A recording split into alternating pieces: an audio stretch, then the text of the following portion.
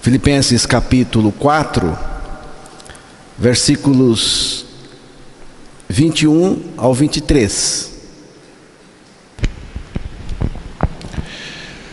Saudai a todos os santos em Cristo Jesus. Os irmãos que estão comigo vos saúdam. Todos os santos vos saúdam, mas principalmente os que são da casa de César. A graça de nosso Senhor Jesus Cristo seja com vós todos. Amém. Que Deus revele a sua palavra aos nossos corações. Que Ele fale a sua palavra aos nossos corações. E que Ele nos ajude a compreender a sua palavra. Agora, o apóstolo Paulo vai terminar a carta. E nesses versículos que encerram a carta aos Filipenses, eu gostaria de pensar 3 palavras que têm a ver com a vida cristã genuína. São elas: santos, irmãos e graça. Paulo usa 3 expressões: santos em Cristo Jesus, irmãos que se acham comigo, e a graça do Senhor Jesus Cristo esteja com todos. A graça do Senhor Jesus Cristo.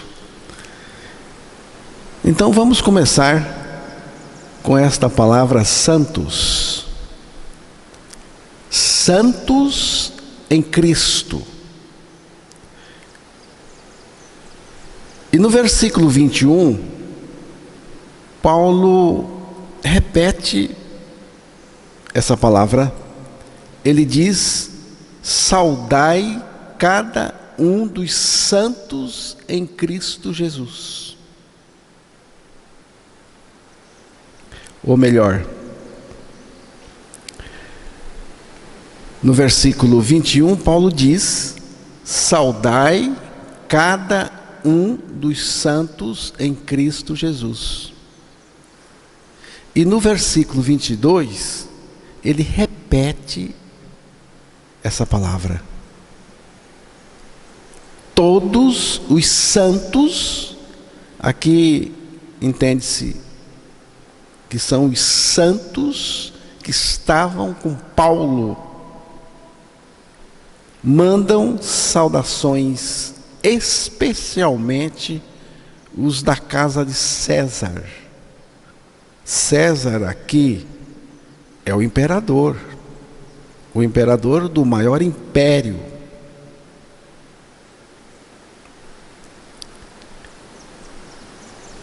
Paulo estava preso na capital desse império.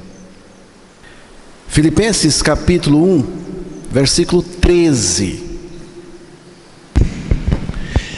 De maneira que as minhas prisões em Cristo foram manifestas por toda a guarda pretoriana e por todos os demais lugares. Paulo estava preso em Roma,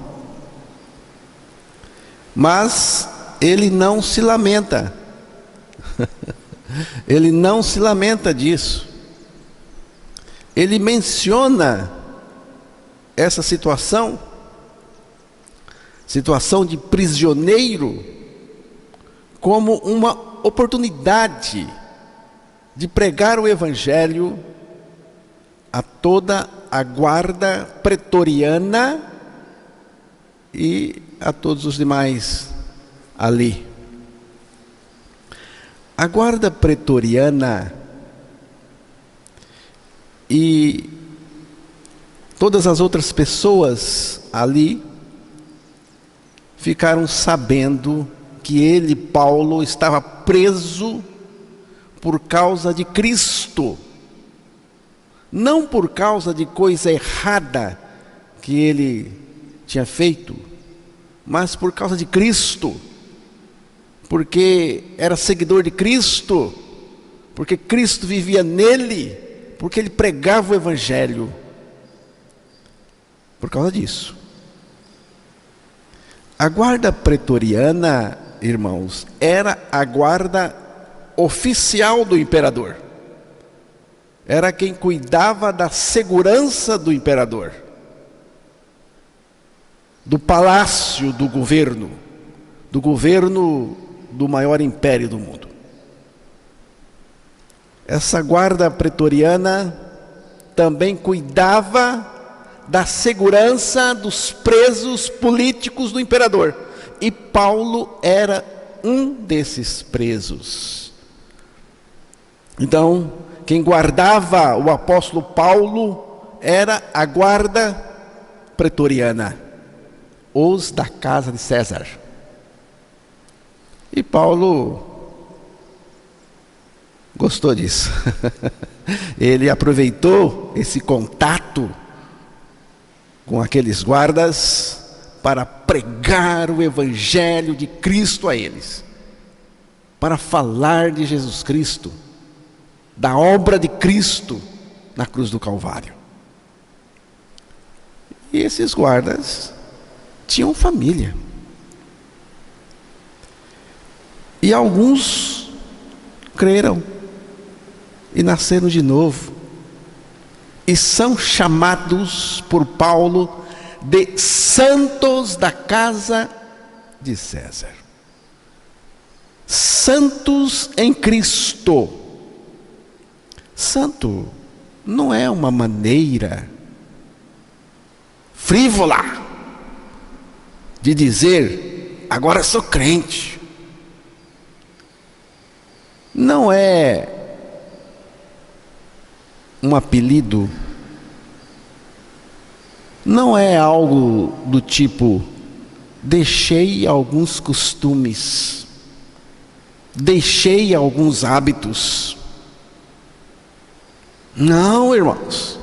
Santo significa separado, separado do pecado, separado de verdade, separado do mundo, separado para Deus. Por isso, santo.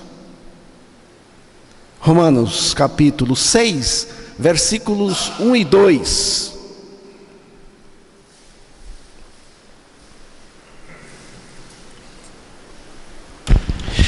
Que diremos, pois?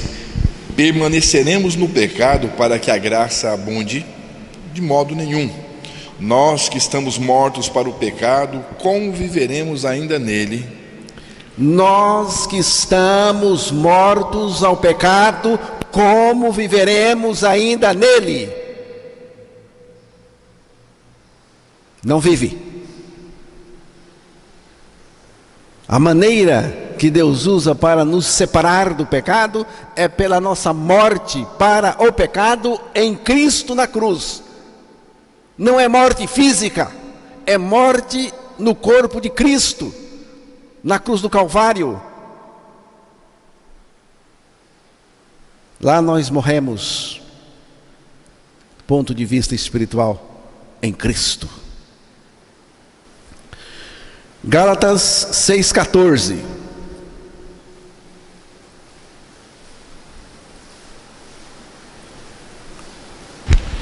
Mas longe esteja de mim gloriar-me, a não ser na cruz de nosso Senhor Jesus Cristo, pelo qual o mundo está crucificado para mim e eu para o mundo. Preste atenção, naquela cruz, na cruz do Calvário, lá Jesus morreu, Ele morreu por nós, mas Ele não morreu sozinho, nós também morremos com Ele. Morremos também para o mundo, e o mundo morreu para nós. Então nós estamos separados do mundo, não por um muro, não por uma cerca, não por uma religião. Estamos separados do mundo por uma cruz, a cruz de Cristo, porque lá nós morremos. Estamos separados. Romanos 7:4.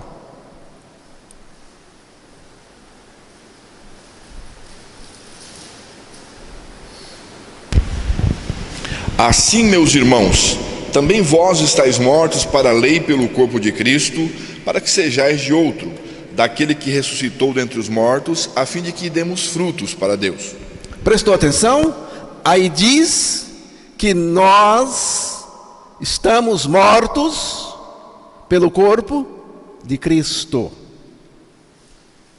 Morremos no corpo de Cristo crucificado. Morremos para ser de outro, diz o texto. Por que para ser de outro? Porque antes era do diabo. Porque aquele que comete o pecado é do diabo, diz a palavra. Agora, morremos no corpo de Cristo e morremos para pertencer a outro, porque é pela nossa morte com Cristo, nele, na cruz, que Deus nos arranca do diabo. E agora nós pertencemos a Ele. Santo é aquele que pertence ao Senhor. Ao longo de todas as cartas do Novo Testamento, o povo de Deus é chamado de muitas coisas. Eleitos em 1 Pedro 1:1. Irmãos fiéis, em Colossenses 1:2. Amados, em 1 João 2:7. Filhos de Deus, em 1 João 3:2. Nação santa, em 1 Pedro 2:9. E sobretudo são chamados santos, santos, nitidamente, notadamente, notoriamente, ausente dessa lista está o termo pecadores. Paulo nunca disse aos pecadores que estão reunidos em tal lugar. Não. Não há um lugar que eu conheça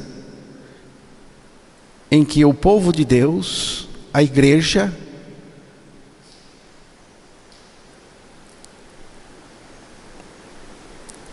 é chamado de pecadores.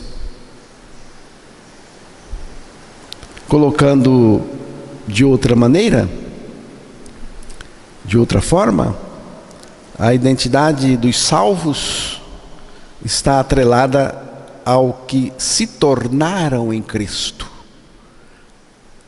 ao novo homem que se tornaram em Cristo, a nova criatura ou a nova criação em Cristo. Em Cristo somos santos. Por isso Paulo chama de santos em Cristo. Não está chamando por chamar. Não é uma forma de dizer. É santo mesmo. Paulo é ávido em se referir aos crentes como santos no início de praticamente todas as suas cartas.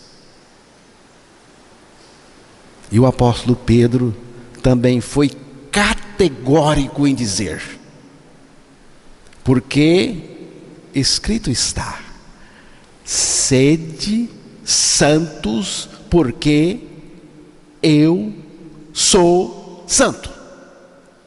Primeira carta de Pedro, capítulo 1, versículo 16. Estou dando a referência para você ler depois, meditar depois.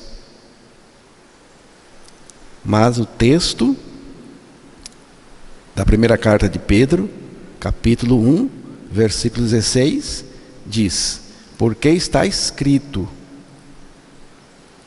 sede santos,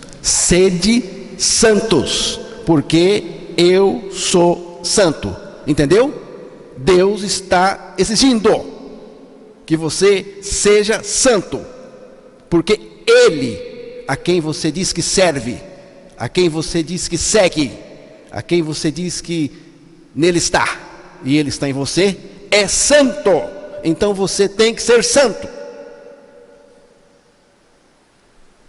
porque escrito está: sede. Não é fazer para ser, é ser, e ser em Cristo. Sede santos, porque eu sou santo. O que tem de fazer para ser santo? Nada, apenas crer. Deus não deu uma ordem impossível: sede santos, porque aqui é uma ordem, sede, imperativo, sede. Então, irmãos, escute, Deus não deu uma ordem impossível: sede santos. Aqui Deus está expressando a sua vontade. A palavra de Deus é a expressão da vontade dele. É por isso que ele disse: haja luz, e houve luz. Deus disse várias vezes: haja, e em todas elas aconteceu como Ele havia ordenado. Falhou alguma vez? Falhou? Não. Será que sua palavra, sua vontade expressa por sua palavra, falhará agora? Ele lançou a sua palavra expressando a sua vontade: sede santos. É isso que Ele quer, e foi para isso que Ele nos criou, e foi para isso que Ele nos regenerou em Cristo. Efésios capítulo 1, versículo 4.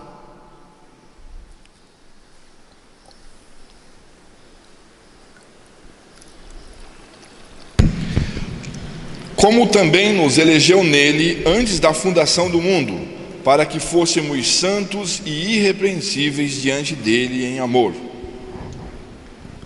Você vê? Qual foi a primeira coisa que Deus pensou quando decidiu nos criar? A nossa santidade. A nossa santidade. Porquanto Deus nos escolheu nele. Preste atenção, onde foi? Aqui diz que antes da criação do mundo não existia nada, e Deus já tinha decidido. Nos escolheu antes da criação do mundo. E escolheu para quê, meu irmão? Presta atenção, por que Deus escolheu você antes de qualquer coisa criada, antes de você ser criado. Aqui diz: para sermos santos em sua presença. Então, a primeira coisa que Deus pensou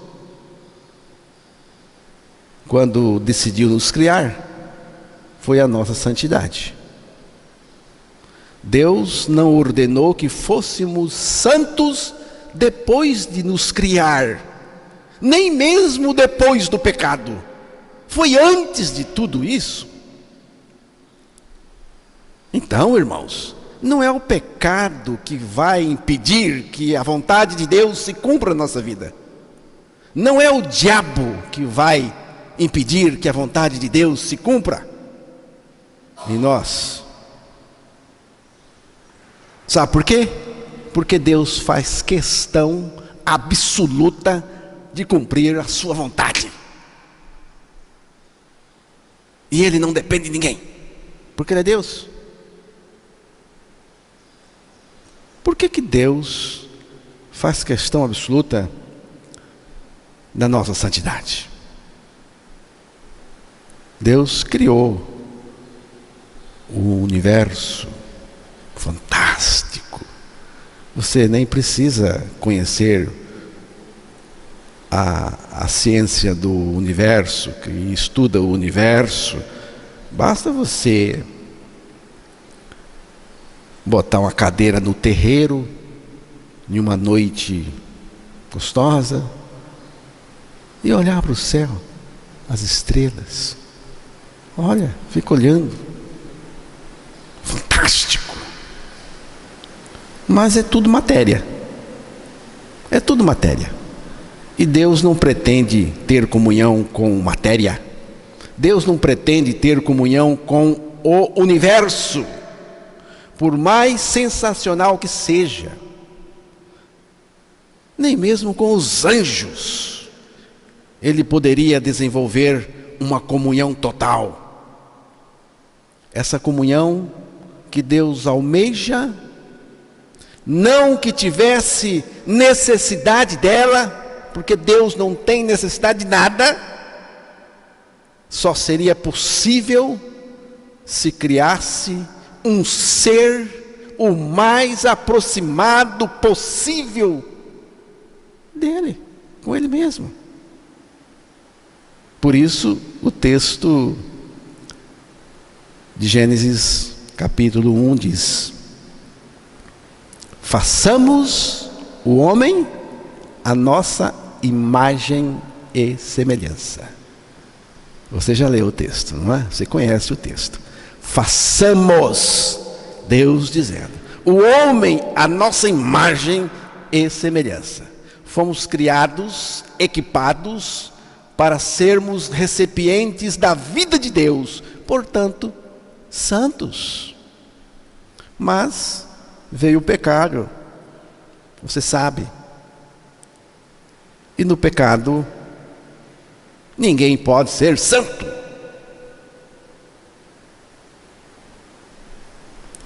Romanos capítulo 6, versículos 1 e 2 novamente, e depois o versículo 22. Que diremos, pois? Permaneceremos no pecado para que a graça abunde? De modo nenhum.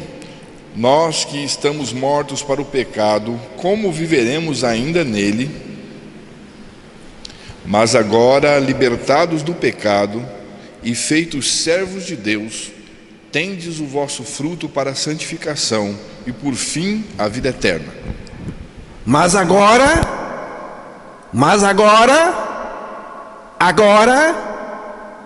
neste momento, agora, não é quando morrermos fisicamente, em algum tempo do futuro, não, é agora. Agora o quê? Agora libertados do pecado. Ou isto é verdade, ou nada é verdade mais. Agora, já posso experimentar agora, libertados do pecado, aí vamos ter santidade, diz o texto. Vamos ter santidade.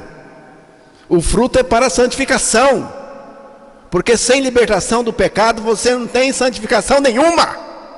Você pode ser um religioso, mas não tem santificação se você ainda está no pecado. E como que somos libertos do pecado? Morrendo para o pecado.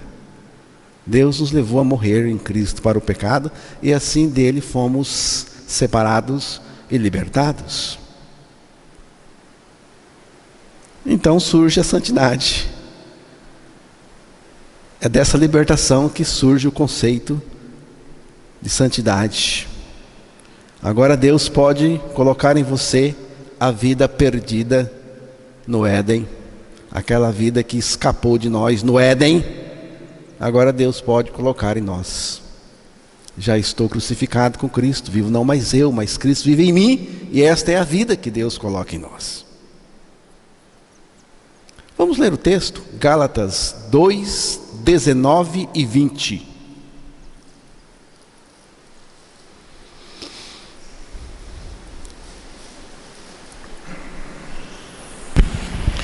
Porque eu, pela lei, estou morto para a lei, para viver para Deus.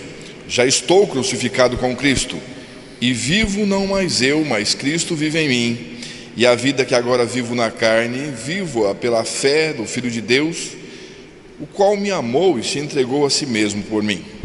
Presta atenção, esse viver para Deus que aparece no versículo 19, já é ser santo, irmãos. Porque quem vive para Deus é santo. Mas antes de viver para Deus, é preciso morrer no corpo de Cristo. Por isso estou crucificado com Cristo. Uma pessoa só pode viver para Deus depois de crer a sua morte na cruz com Cristo. E é só isso, viu, irmãos? Não tem mais nada para fazer, não. Fazer para poder viver para Deus, não. Porque é graça. Agora Cristo vive em mim. E vive o que em mim? Vive a vida dele. A vida justa, santa. O viver de Cristo em nós é o padrão de Deus de santidade. Santificação é Cristo vivendo em nós. Cristo em nós, vivendo em nós. É o nosso progresso na santificação. Cristo é toda a evolução da santidade em mim. Cristo em nós é suficiente para nos santificar. Cada dia a vida de Cristo se responsabiliza em nos guardar do pecado e também em nos conduzir em santidade. Você pode ter a certeza da sua salvação, da sua santificação e da sua preservação fora do pecado até o fim.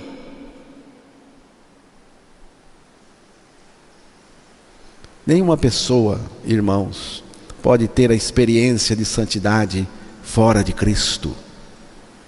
Nós precisamos ganhar a certeza de que somos santos através da nossa morte e ressurreição com Cristo, e Ele em nós, a vida dele em nós operando.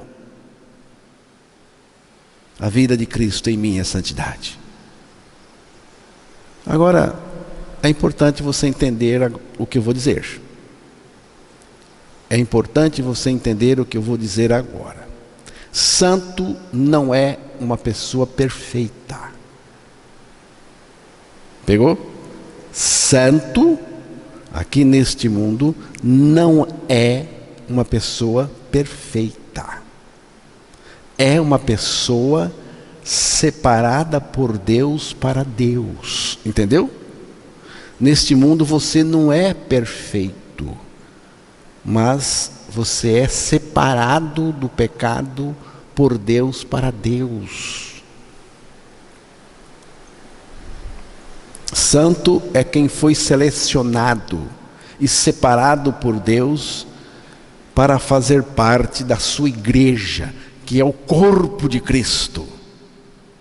É uma separação do pecado para Deus. O relacionamento do homem com Deus terminou com o início do pecado no homem. E a nossa relação com o pecado só acaba com a nossa morte com Cristo, em Cristo na cruz. Sem isso, não seria possível ser santo. Santos através do ser e não do fazer. É ser, irmãos. Eu tenho que fazer. Não é não. É ser. Se alguém está em Cristo, é uma nova criatura. Agora você vai fazer a vontade de Deus. Vai fazer porque você é um santo em Cristo Jesus. Então, santo significa separado para o uso peculiar, pessoal, particular do Senhor. Não é um privilégio, meu irmão. Não é um privilégio. Você é separado para o uso pessoal do Senhor, particular do Senhor. Eu sou propriedade particular do Senhor. Você não gosta disso? Isaías 26:10. Preste bem atenção neste texto.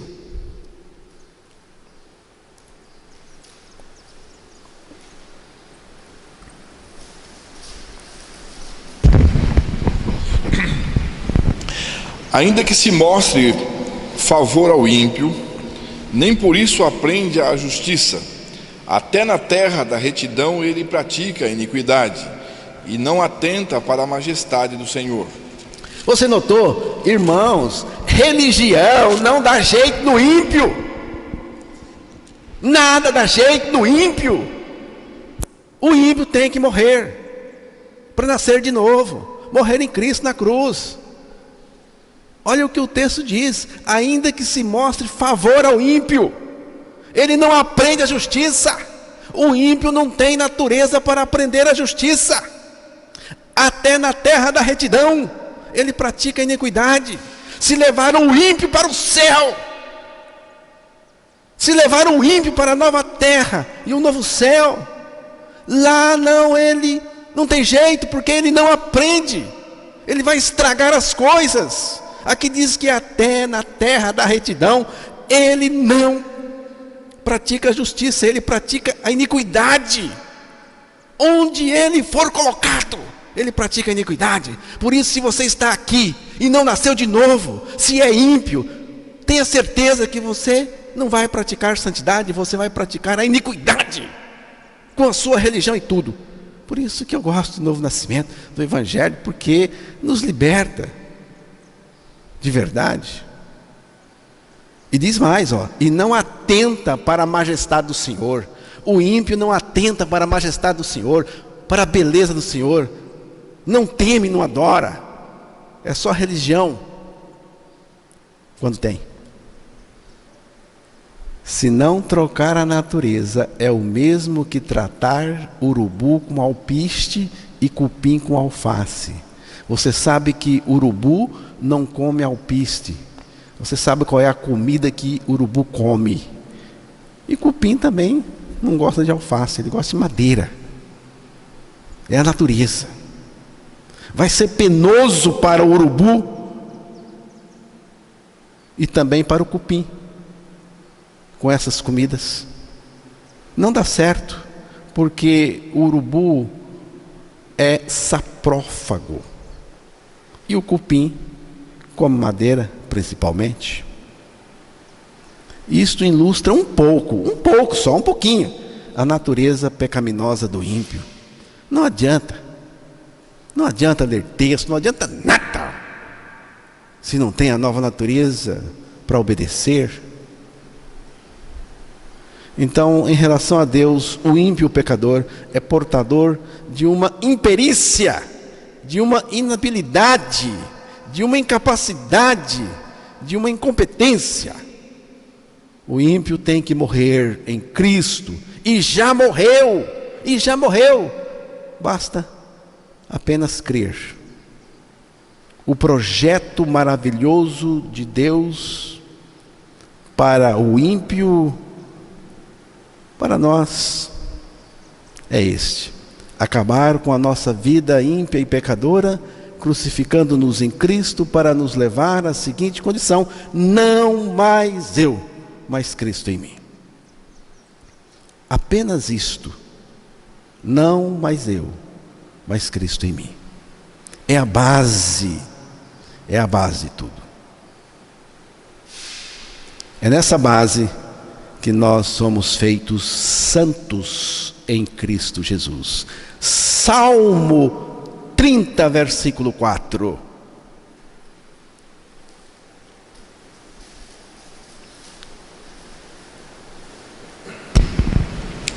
Cantai ao Senhor, vós que sois seus santos, e celebrai a memória da sua santidade. Cantai ao Senhor, vós que sois seus santos. Prestou atenção? E celebrai a memória da sua santidade. Como é que eu vou celebrar a memória da santidade de Deus se eu não sou santo? Aqui diz: cantai ao Senhor, vós que sois santos, e celebrai a memória da sua santidade. Quem não é santo não louva o Senhor. Pode cantar, cantar à vontade, show, mas não tem louvor. Sabe por quê? Porque tem que vir, esse louvor tem que vir de um coração santo. Se não é santo, pode tocar o seu pandeiro, pode cantar bonito, não adianta nada para Deus.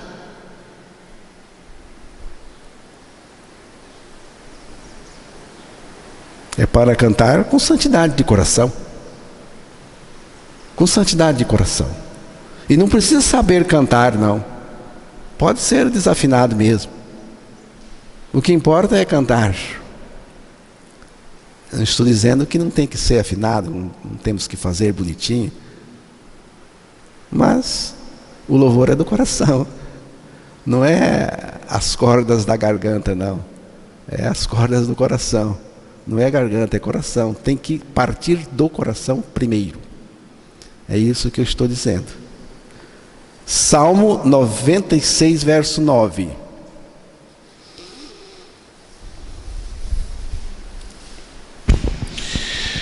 Adorai ao Senhor na beleza da santidade, tremei diante dele toda a terra.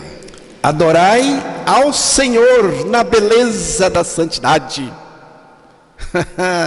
Na beleza da santidade. Tem que adorar o Deus com santidade, irmãos. É a santidade de Deus em nós para podermos adorá-lo com a sua própria santidade, porque nós não temos santidade, fomos libertos e Deus colocou a santidade dele em nós para que agora nós possamos adorar o Senhor com santidade, em santidade a dele em nós. Você é um santo em Cristo? No meio evangélico? Lamentavelmente, a resposta a essa pergunta é ambígua. Eles não afirmam que não são santos, mas teoricamente dizem que são. Por outro lado, confessam que são pecadores, que foram salvos do pecado, mas continuam na prática do pecado. Que confusão danada é essa? É coisa de religião mesmo, é coisa de religioso mesmo, confusão danada. Afinal, é ou não é santo em Cristo? O salmista responde sem titubear esta pergunta. Qual é a versão que você está usando? É Almeida, Revista e Corrigida? Então, leia Salmo 86, 2.